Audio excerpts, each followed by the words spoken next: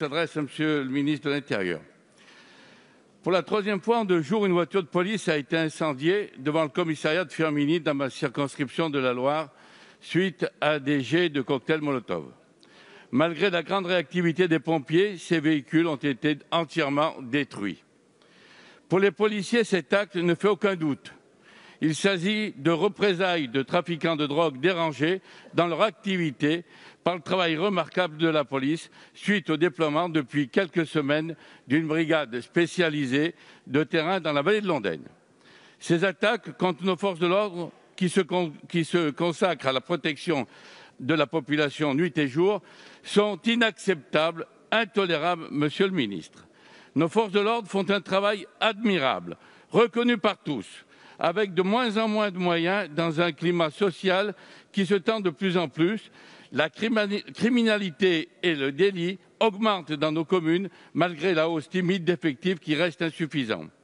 Les policiers de l'ensemble du territoire national vous demandent de les protéger, Monsieur le ministre. À Firminy, ils se sentent vulnérables dans ce commissariat dont l'accès n'est pas sécurisé. Déjà en 2016, un forcené avait lancé sa voiture à vive allure contre la porte d'entrée du commissariat.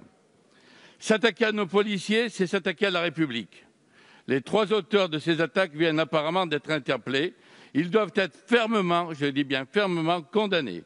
Monsieur le ministre, qu'allez-vous faire pour assurer la sécurité de ceux qui nous protègent au quotidien ? Allez-vous accepter l'invitation à Firminy dans les jours qui viennent pour rencontrer les policiers et les élus de la vallée de l'Ondaine? Merci, Monsieur le député. La parole est à Monsieur Gérald Darmanin, ministre de l'Intérieur. Merci, Monsieur le Président. Mesdames et Messieurs les députés, Monsieur le député Cinieri, je suis d'accord avec la première partie de vos propos. D'abord, tout à fait inacceptable de s'en prendre à des véhicules de police dans la circonscription de police de Firminy. D'autant plus qu'effectivement, vous l'avez souligné vous-même, c'est grâce aux opérations anti-drogue très nombreuses que nous lançons sur tout le territoire national pour déranger enfin un trafic tout à fait inacceptable, à la demande du Président de la République et du Premier ministre. Trafic qui donne des résultats, bien sûr, lorsqu'on lutte contre lui, plus de 20% de saisies, vous l'avez vu, plus de 50% d'interpellations, qu'il y a des réactions contre les forces de l'ordre. Et c'est parce que le policier fait son travail qu'il y a ces réactions. Et donc je veux encourager les forces de l'ordre, notamment les policiers du département de la Loire, dont vous êtes élu, les encourager fortement, bien évidemment, me réjouir que l'enquête aille vite et effectivement souhaiter, comme vous, que les personnes puissent être confondues et condamnées.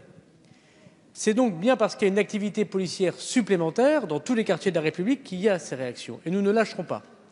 Dans la deuxième partie de votre question, Monsieur le député, je suis évidemment moins d'accord. Augmentation timide, dites-vous.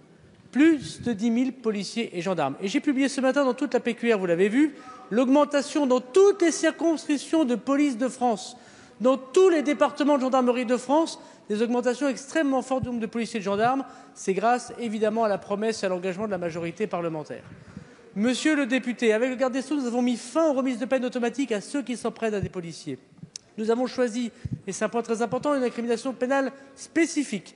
Et pour la première fois, nous dévoilons évidemment, par un observatoire dédié demandé par les policiers, ce qui se passe contre des violences contre les policiers, les pompiers, les gendarmes et les élus. Et nous ferons la transparence sur cette question.